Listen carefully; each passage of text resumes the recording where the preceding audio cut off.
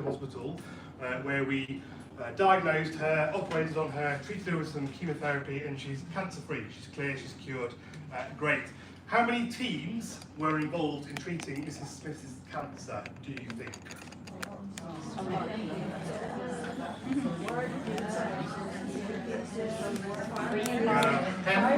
10. Right, about 10. Any advance or on 10 or lower than 10 or 100?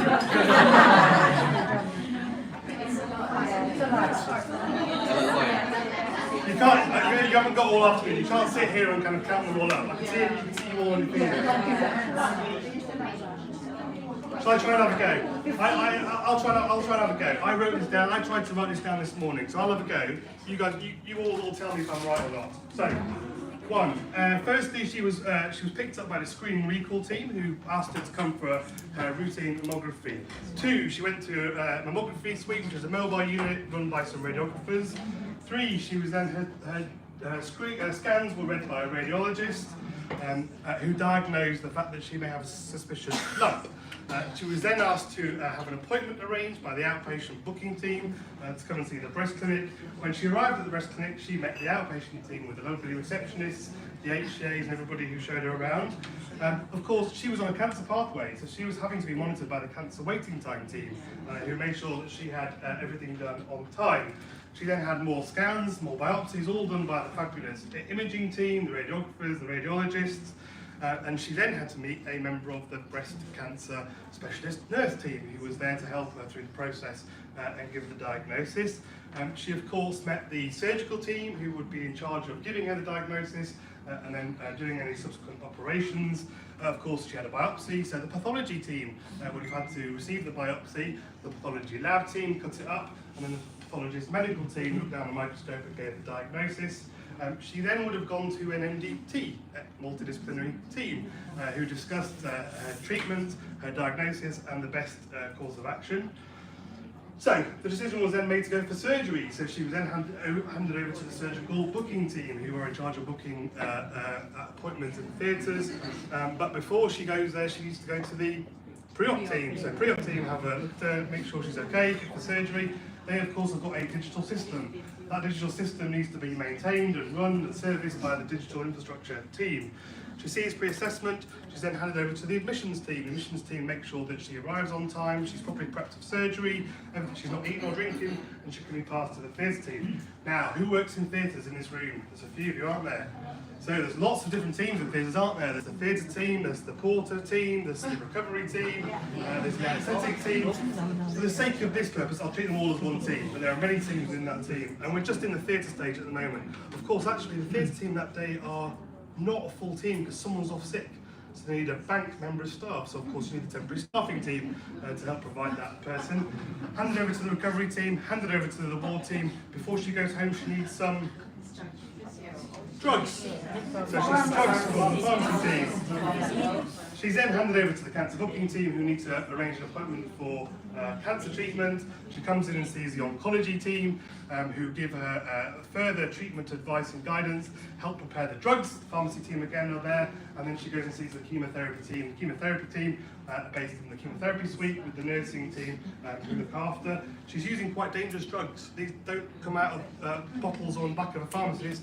These are made in a specialist unit called an aseptic unit where the aseptic team are based. Anyway, she's treated, she's fine, she's cured. Is that it? Yeah. No, it's not it, because we have to code her, so we have to understand what she's done, so we can load her onto the system, so the clinical coding team are involved, who then pass that information to the finance team, so the finance team have to bill for and get the bill. Of course, none of that works with any of those people unless they are paid, so that we need payroll teams to pay them all. And of course, they wouldn't be there without the recruitment team. There's quite a few teams in the HR department. Of course, all these people need to be trained, so they need to be trained by Bridget's team in the training and development team. And of course, all of that needs to be managed by my team. So, who was counting? 29 to 30. 30. I reckon there's about 33 in there. Yeah. I think I probably missed some teams out as well. Anyway, so teams are quite important, I think, in terms of kind of without all those teams, it doesn't really matter how good the surgeon is. It doesn't really matter how good the drugs are. It doesn't really matter like the skills of the oncologist. Without those teams all doing their little part of that pathway, the whole thing doesn't work. So they're really important. So that's why they're fundamentally, I think they're the building blocks for everything we do in healthcare. Reason number 2 why I think teams are important. What makes you happy at work? Teamwork. Don't go straight to the teamwork, you know. Don't make it easy. Well-being days.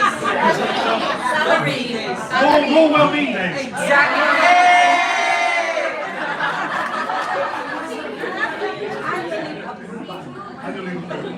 So listen, there are lots of things that go into making anybody individual happy at work. Probably changes on a daily basis. It's quite basic stuff really, kind of park, other people there working with that I like. Do I get treated well? Is there someone for me to have a break, a sit down, a cup of tea? Do I leave on time? There's enough people around me to make things safe. Lots of different things. The strongest driver of one's feeling of well-being and satisfaction at work is the support you get from the people who are right next to you in your team, on your ward, in your theatre, in your ICU. What I do is actually very, surprisingly, is of limited importance to how you feel at work, because your direct contact comes from those people who you work with on a day-to-day basis. And I think when I do the induction for new starters, which I do with Bridget once a month, when we have 100 or so new people coming to the organisation, I ask them a question. I say, if you worked for the CQC, what bit of information, you can have one bit of information, only one, what bit of information would you ask for to make a judgment about the quality of care of this organisation you are joining? So I get a variety of answers. Some people say previous CQC report, some people say patient satisfaction, some people say mortality rates, infection rates. What I say, the only bit of information I would ask for is how happy the workforce is. Because the only bit of kind of incorrigible evidence that equals great care is happy people. So the happier you are, the better care that you will give and the better our patients will be. So if teamwork and being in a good team is the biggest driver of happiness, and happiness is the biggest driver of good care, then teams are therefore the biggest driver of good care, I think.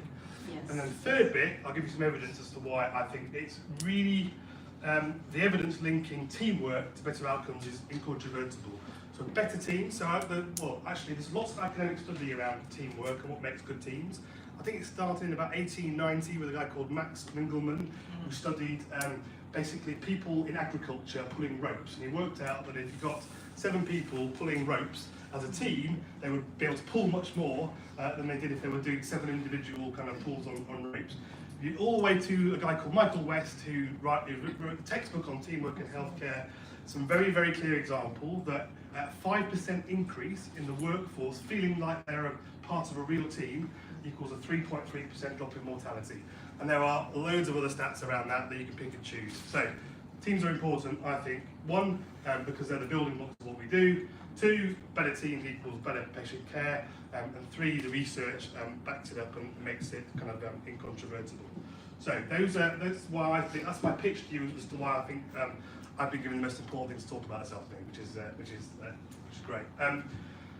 Good teams or excellent teams or amazing teams that I have been part of. I'll give you 3 examples. So I used to work at Imperial College London, which is a big trust in West London, Paddington, St Mary's, Charing Cross, Hammersmith. Some of you may have worked there.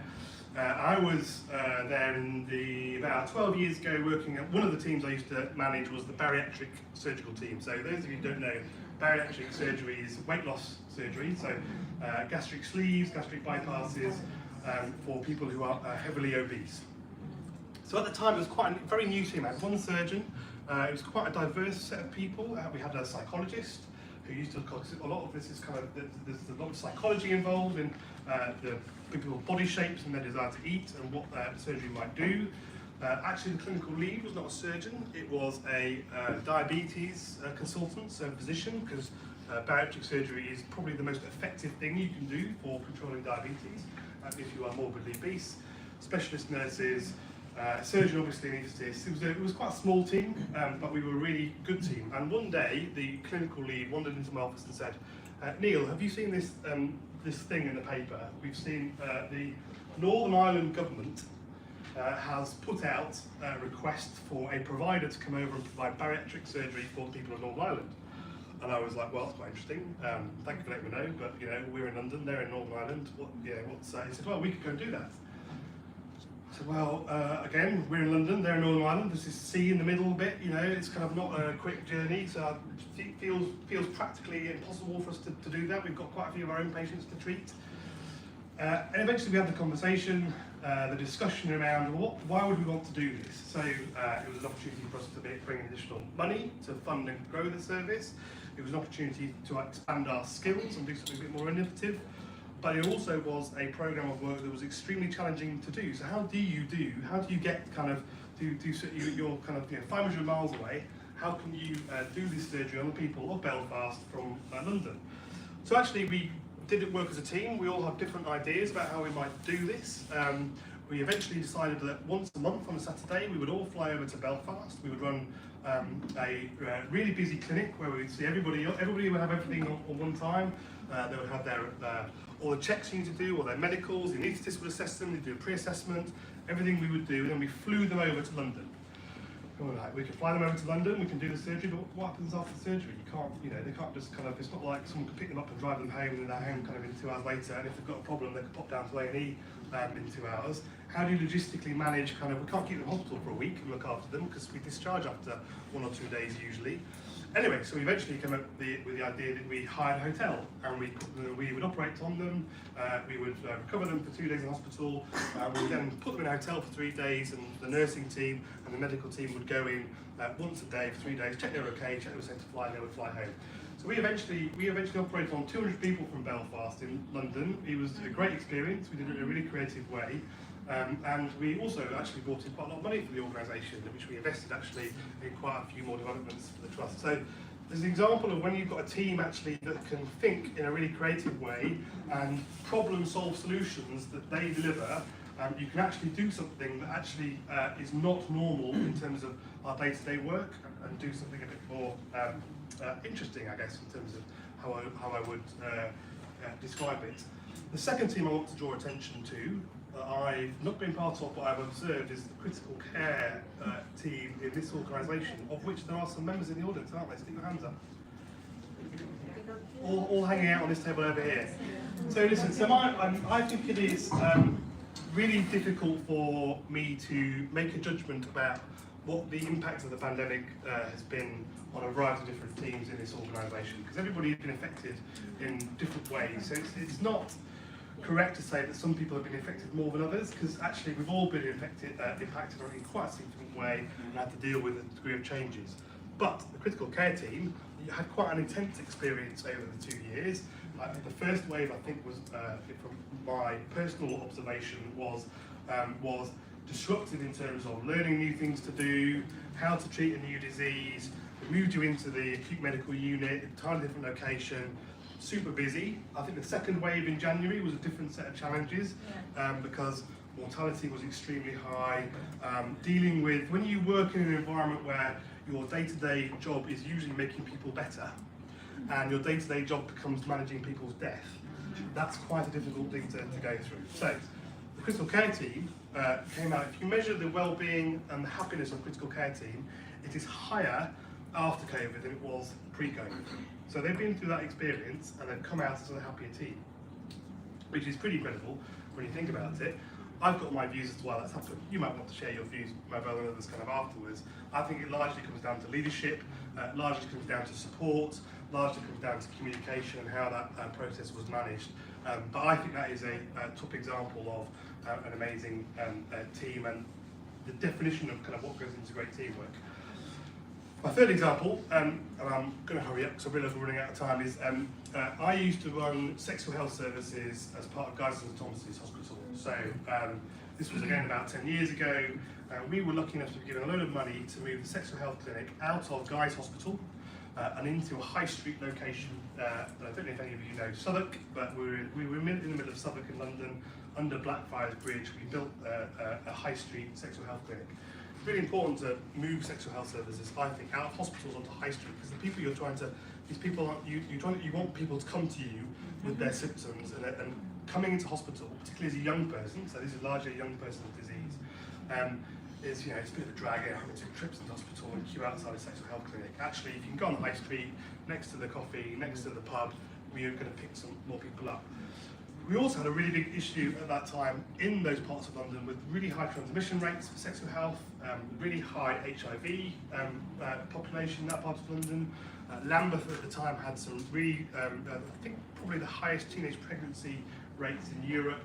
Of course, Vauxhall was down the road. So Vauxhall, again, huge centre for gay male activity, therefore drove kind of quite a lot of sexually transmitted diseases.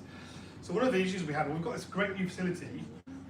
Should we really still be a 9-to-5 service? Are we, if we're 9 to 5, are we really attracting people to come and use our service? It's not really. If you study the demographic of the people who want to use their service, you've got to be open kind of on Saturday afternoon, you've got to be open on Sunday morning, because these are the times when these people are more likely to come and see you. So we had to put in place, with that team, there was a great clinical lead who was very passionate about there, but effectively, if you think coming into sexual health nursing, one of the drivers of going to sexual health nursing is that it's 9 to 5, Monday to Friday. That's a lifestyle choice. That's why people want to work. So we had to convince people that instead of working Monday to Friday 9 to 5, actually we wanted you to work Monday, Tuesday, Wednesday, Thursday, Friday, Saturday, Sunday, probably about 8 to 8, to try and capture all these populations. So actually, the team themselves, we gave them that problem, and we said, we think this is when we need to be open to allow us to provide maximum opportunity to have maximum health benefit from the people that we serve. And actually, if we'd have set the top and said, you will work 7 days a week, it wouldn't have worked. People would have left, people would have moved on. But we let them problem solve how they wanted to work. We said, we will not design your rosters, we will not kind of design how many of you should be. We just want you to be open 7 days a week, and you get on and you do it. And because we let them do it, they did it. And we had a great result, and it was a fantastic project. So, those are just some examples of some teams I've worked in that I've had, or worked with, or seen that I've felt really stood out in my mind. The secret sauce, I think, for good teamwork then, in terms of what I've observed to be effective teams. I'll give you maybe 5 things I think are essential. One is leadership. So, leadership of teams is different to the wider definition of leadership. There's some critically important aspects, I think, to pick up. Have you got the right people in your team? Have they got the right skills? Do you coach them in the right way? I'm conscious I've got one of my team members in the room, so don't ask her how I do this. But fundamentally, if you don't lead, if the team is not led properly to solve the problem, the team has got to understand what it's here to do. So why do I exist as a team? What's the vision? What are we trying to do? And then the role of the leadership in the team is to leave it to the team and can coach them to the solution. So I might think that I've got the answers to how to do something with a spinally injured patient on St Patrick's. I absolutely don't, because I don't work in there. My job is to make sure that the team who are involved in that have the opportunities, the resources, the leadership to make those calls. So leadership is fundamentally important in teams. Number 2, I think the diversity of a team is really, really important. I suspect Karen, I think Jose was talking to you about diversity throughout the course of the day, or inclusion and a variety of things, and it is really, really important. I am there's 2 things about me. So one is my background. So I am a white, straight, male, from a middle class background with a private education, with a good university. So the chances are I have got to my job, not really through the fault of my own ability, but through my background, in terms of what has happened, I've got almost as much power and as privilege as it's possible to have in a society. My only bit that slightly marks me down in that regard is that I was brought up in the north of England, not the south of England. But effectively, every other privilege I have.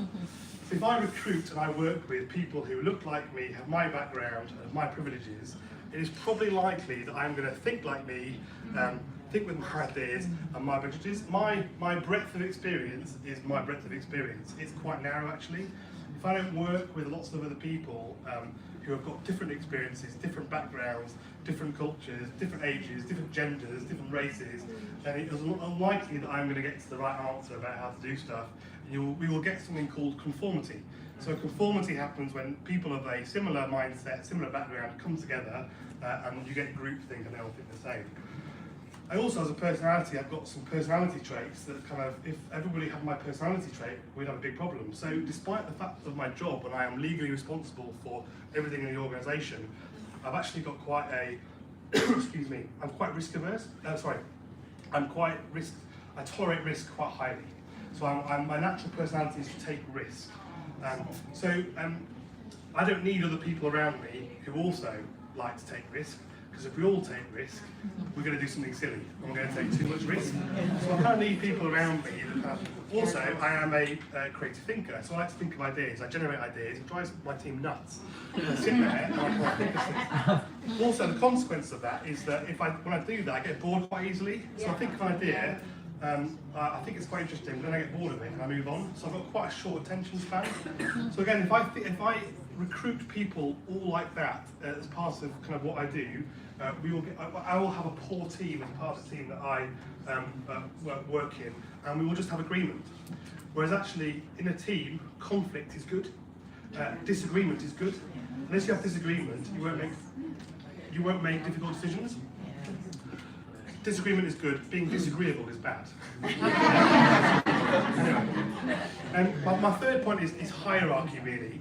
So the NHS is a huge hierarchy. If you think about kind of how it's structured, the different professions within there, the different roles, even we sometimes refer to each other like I'm the band 4, I'm the band 5, I'm the band 6, I'm the band 7. We talk about ourselves as bands, not as people. Doctors, nurses, physios. There are hierarchies. Some of them are written, some of them are unwritten. For example, there's a hierarchy in between doctors. So the hierarchy of an orthopaedic consultant is different to a psychiatrist. They think in terms of hierarchies. So I think the best teams that I've seen have flattened hierarchy. And actually, it doesn't really matter what your job title is, what your background is, what your position is. You have an equal part of a voice of your team. There's a guy called Martin Bromley who actually doesn't live a million miles away from here, who is one of the leading experts on human factors and patient safety, all driven by the fact he was a pilot, so he works in the airline industry, and he had an experience. His wife died. His wife died having a routine ENT procedure in a hospital, again not a million miles away from here.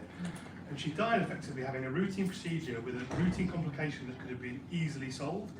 But for whatever reason in the operating room, the surgeon and the anaesthetist did not know how to deal with what happened. Actually, the scrub nurse did. And actually the runner did. But they didn't speak up because they didn't feel it was their place to be able to challenge the surgeon and say, what you're doing is wrong, you should be doing this. And if they'd done this, they would have saved her life. So hierarchy is super important. If I don't show that I can work as part of a number of different roles, I am not prepared to do things that I'm asking other people to do, then people won't come to me and tell me stuff. I won't know what's happening in the organisation, and I won't know how to really understand kind of what's going on in the organisation. So hierarchy, the flattening of hierarchy, even though positional authority is something that is set, is really important. Fourth is trust. So I think without trust, there is no team. So you've got to be able to trust that your colleagues are in it to do the right thing. There's lots of things that come in to drive trust. I think values are really important, in terms of how you look to recruit people to be part of your team. You need to be thinking about bringing in people with the right values, right attitudes, and so forth. I think we all make mistakes, right? So I make mistakes on a daily, weekly basis. My team make mistakes. The organisation makes mistakes. We all make mistakes. It's kind of part of the learning experience. It's healthy to make mistakes as long as you understand when you have made a mistake. If you don't have an atmosphere of trust, people will not feel they can make mistakes, and then they will try to hide things, and you won't see you will get behaviour that drives to cover up and lie rather than be honest and reflect. So it's really important for me that my team know that actually I've got their back. They can trust me that if they make a mistake, it's fine, I will help them. Because if they were doing it for the right reason, that's a good thing. If they were trying to be naughty, that's probably a second. I don't know, I'm not pointing at Bridget.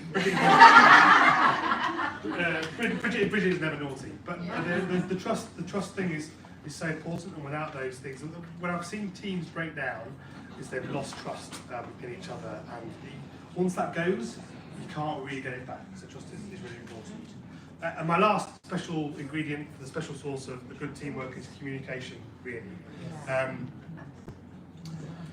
So on a weekly basis, so I spend more time with my team than I spend in any other, my direct team than I do with any other group of people for obvious reasons. So we have about 3 hours formal time with each other on a weekly basis. We have an hour structured kind of informal time just to talk through. We have half days every 4 or 5 weeks, so when we talk through particular issues. We then take whole days every 2 or 3 months where we go away, we think about stuff. I think that time I spend with my team is the most valuable team, because we can be talking to each other, we can be developing as a team, and we've got all the different methods of communication that you all will have.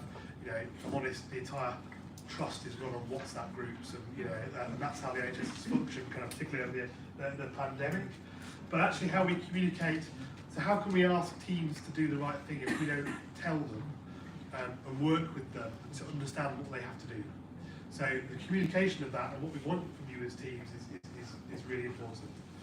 Anyway, so I've left about 10 minutes for questions, but those are my reflections on the kind of the team bit. I hope I've convinced you that teams are quite important. Yes. Good. Nodding. And how I think. But yeah, I'll happily take any questions or any, apart from not from Bridget.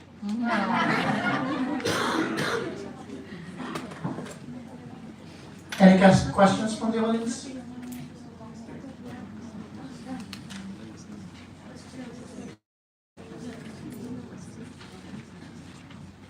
Anyone?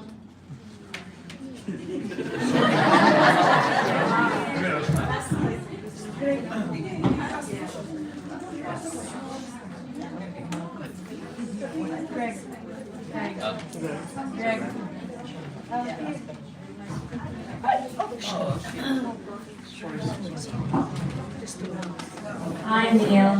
It's not a question.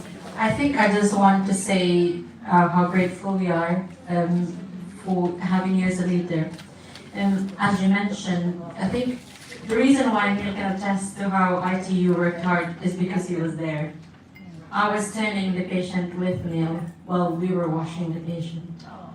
Bridget was there, she was doing volunteer work as well.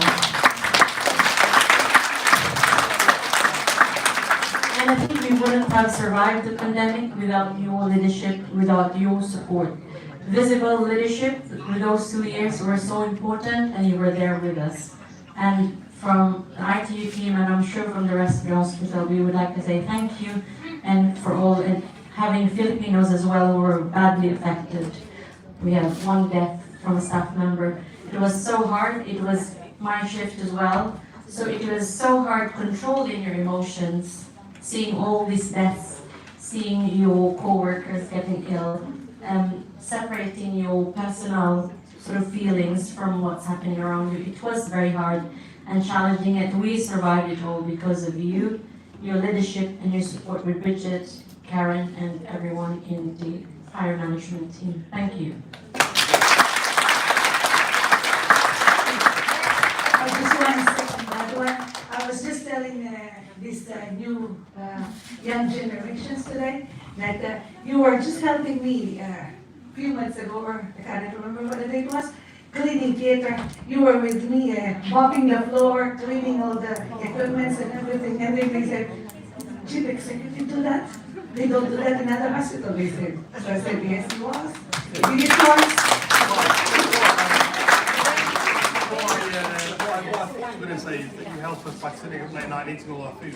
And no, but that's really sweet of you to say. I think I learned lots of things in IT. Most importantly, I can cope with vomit, I can't cope with poo.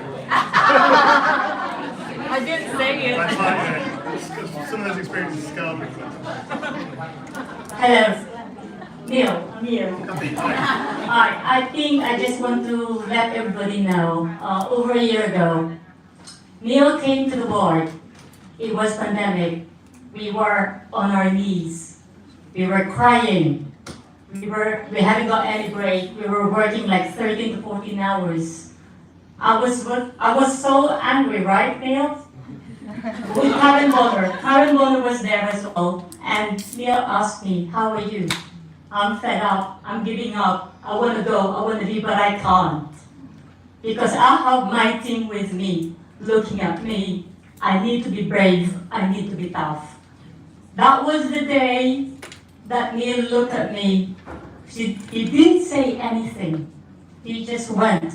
But the following day, Neil made it happen. You know, when we were working with NHSP, it was Neil who gave us, when we're doing a bank shifts, or you put that on your Twitter, right, Neil? About extra shifts.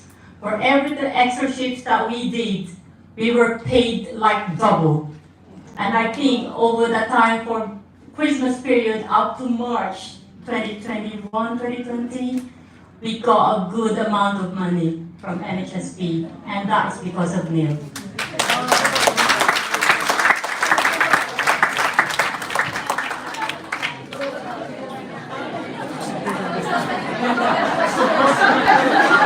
there actually a question from the audience? I wasn't going to speak, but now I'm tempted. So, Neil, I'm Shella. I don't work for the Trust. I come from the Royal Free in London, and I've come to share this opportunity with the rest of the group. But something I've got to tell Kathy when she introduced me earlier is I'm a specialist advisor for the CQC. And what you said earlier about what CQC does and see when they go and do inspections, you've actually nailed it when you said, I can look at all the audits, I can go around and see what's clean, what's dirty, but at the end of the day, it's the culture, and you feel it, and you know when the teams are happy. This group is happy. I can tell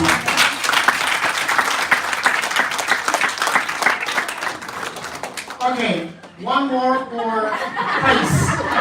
Another question for praise for you. One more. So, ladies and gentlemen, Say something about theaters. Anything else? About the race also. After 19. Yeah. Any question? Don't be shy. This distracts us as well. You know, the 19th, I was doing the board, and suddenly there was a man beside me. I was doing the allocation in the board, and suddenly, what are you doing here? It's 1 o'clock in the morning. 1 o'clock in the morning, Neil. Imagine CEO coming in our theater at 1 o'clock in the morning. And I heard from my team that there was one time you ran with them, going to maternity cesarean section, right? And you even help them to clean. Where can we find a CEO like you? You are a role model to us. And so we would like to thank you for that. People who don't want this already, do some work as well. Hi sir, good evening. This is actually not my question. Okay, but I'm gonna ask on behalf of the people I won't mention. Okay, first, speaking about leadership earlier, as the number of senior nurses are continuously increasing, how would you prepare the new nurses to take the responsibility of chargers? Because some of my friends are already taking that responsibility, and it's really hard for them. They would come home crying because of that pressure, and especially whenever they check the roster, they would say, oh shucks, all agencies, I would be the charge. This will be my first time. How would I do it? Is there a program to prepare the new nurses to take that responsibility? First question. Second, with regard to bank, NHSP, sorry for raising this question. Recently we received an email, okay, that our hours is limited to 20 hours only per week. So, is there something that we can do about that? Thank you. Neil, allow me to qualify the second question. So basically, this is with regards to visas. So tier 2 visa or working visa, during the height of the pandemic, there was a provision with NMC, Home Office, I mean, stating that restriction of 20 hours within a week has been suspended for the time being. Now, after the pandemic, the Home Office reverted back that principle or that provision wherein those tier 2 visas, in particular new nurses coming into our trust and to all trusts in the UK, will be restricted now for 20 hours. Why we are raising this issue? Simply because it involves staffing. Now we are understaffed, we will be more understaffed because let's face it, Filipinos loves money. So we are the only one who works more than 24 hours or 20 hours in a week. Would you like to answer that, please?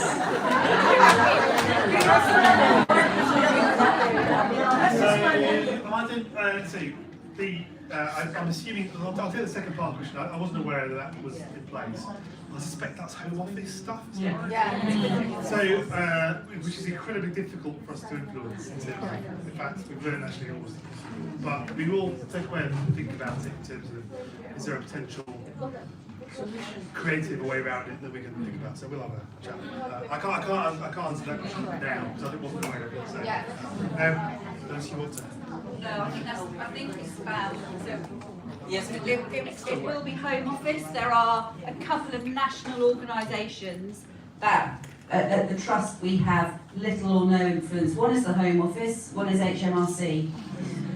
So, but what's really helpful is to understand the impact of decisions that are made, and then I can feed up through my contacts through the regional and national teams and saying, you may have done this, I don't know the reasons. There will be some health and wellbeing issues as well. So we've talked about health and wellbeing and looking after yourself. Doing consistently 50, 60 hours a week is generally not great. You have to be careful. But very happy to pick that up and get the details, and I can feed up through the networks that are available to me. So the first question about how do I get prepared for becoming a charge nurse? Well, I've never been a charge. I'm not a nurse. I've never become a charge nurse. It's quite difficult for me to comment specifically on kind of that. But my general things would be they're really, every time you do something new with new levels of responsibility, it's really tough. It's kind of daunting. Every time I step into a new role, I've done it quite badly. In terms of because you're doing something that you've never done before. So how can you be? You can never be fully prepared for it. You kind of just have to learn as we go through. There are some, I think, perhaps 3 really important bits. So one, one has to have the mindset that you're going to make mistakes. Because I've just said to you before, I still make mistakes kind of continuously. It's quite a healthy thing in terms of but if you do things with the right intention, you'll never get in trouble because it's the right intentions. Even if it's the wrong thing, it'll be absolutely fine.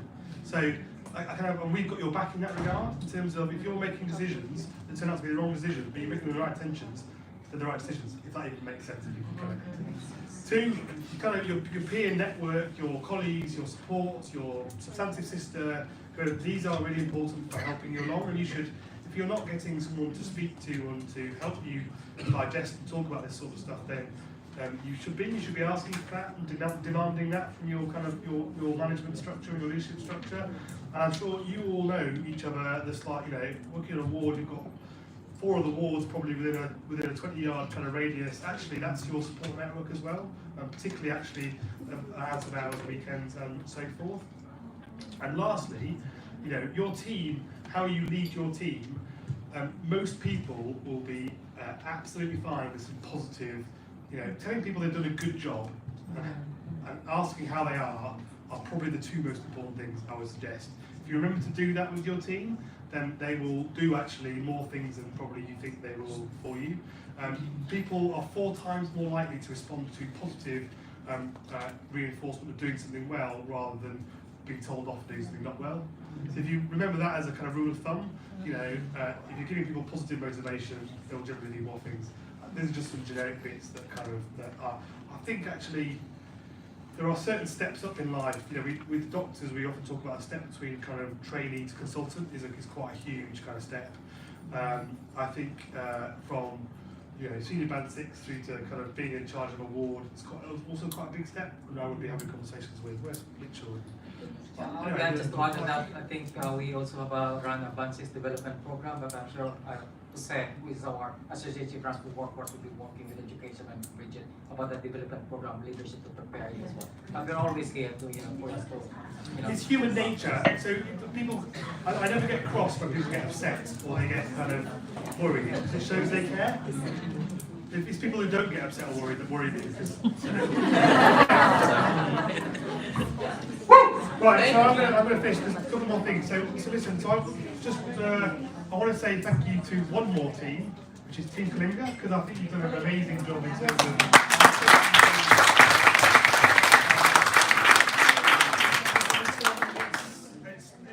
If it feels hard at the moment in the hospital or in healthcare, it's because it is hard.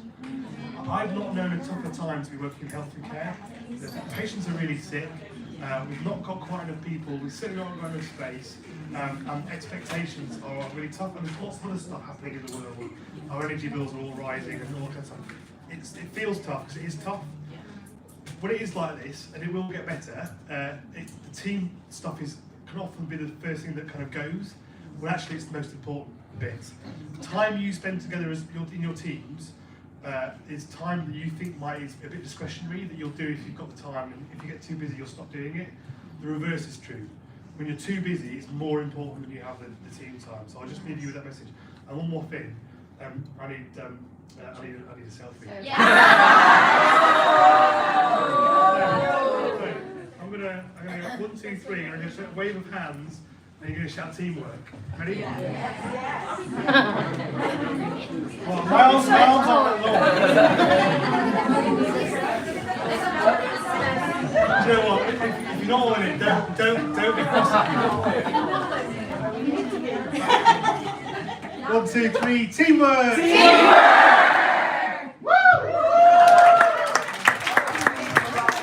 Thank you very much, Neil. What a nice to end the evening. Thank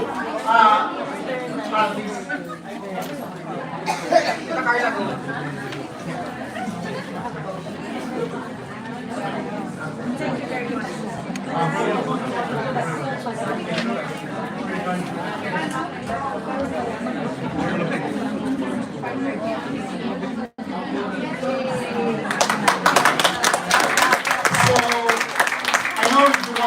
Just to let you know before you go, for those who want to stay, we got a mini raffle here to give away for you. You have win some small prizes to be taken away. Straight to the So then, on behalf of the KALINGA organization, I hope you take something from this conference. I hope you enjoy today's summit, and we promise you, for the next set of KALINGA officers, there's only one way to go. We will go bigger. Thank you very much. And for all of this, let's give a round of applause to the members of KALINGA and